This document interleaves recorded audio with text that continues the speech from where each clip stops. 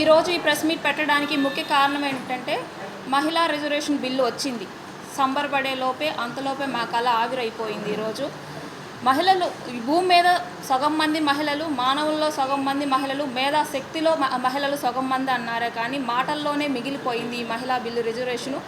ఏదైతే కారణంగా మహిళలు ఇంప్రూవ్ అవ్వాలని చెప్పి, మహిళలు ముందడుగు వేయాలని చెప్పి నరేంద్ర మోదీ గారు ఈ రాష్ట్రానికి పెద్ద పిల్లర్ ఎవరైతే ఉన్నారో మన ప్రధాని మోదీ గారు మహిళా రిజర్వేషన్ బిల్లు ఈరోజు పెడితే ఇండియా కూటమి, కాంగ్రెస్ పార్టీలు అన్నీ కూడా ఇలా చేయడం ఎంత మాత్రం సవ్యంగా లేదు. దీన్ని మేము ఖచ్చితంగా ఖండిస్తూ ఉన్నాం. ఈరోజు ఒకటే చెప్పారు మోదీ గారు, ఎప్పుడైనా బేటీ పడావో బేటీ బచావో కాదు, బేటీ లడావో బేటీ చీతావో అన్నారు.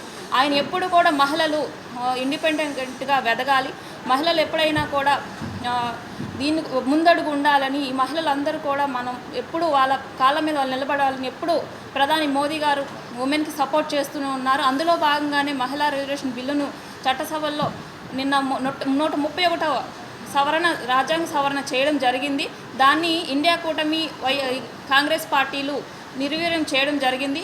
దీన్ని మా మహిళల తరపున, అందరి తరపున కూడా ఖచ్చితంగా ఖండిస్తూ ఉన్నాం. మేము ఒకటే అడుగుతున్నాం, ఈరోజు చట్టసభల్లో మా అవసరం లేదా? ఎంతమంది ఉంది? 33% ఎక్కడ ముందుకు రాణిస్తున్నారు? 9-10% ఉంది.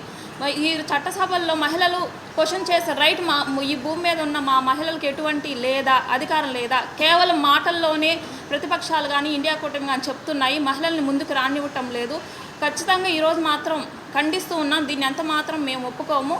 అదేవిధంగా చూసుకున్నట్లయితే తెలుగుదేశం పార్టీ, చంద్రబాబు నాయుడు గారు ఎప్పుడు మహిళా సాధికారతకు ముందుంటారు. మహిళా సాధికారతకు పెట్టిందే తెలుగుదేశం పార్టీ.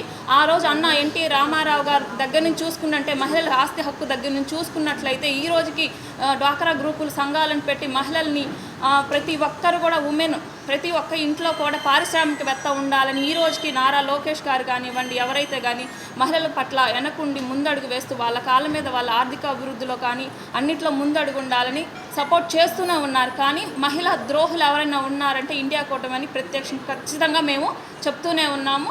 అదేవిధంగా చూసుకున్నట్లయితే మహిళల పట్ల ఎంతో వివక్ష చూపించి ఈరోజు ఈ మహిళా బిల్లుని నిర్వీర్యం చేసినందుకు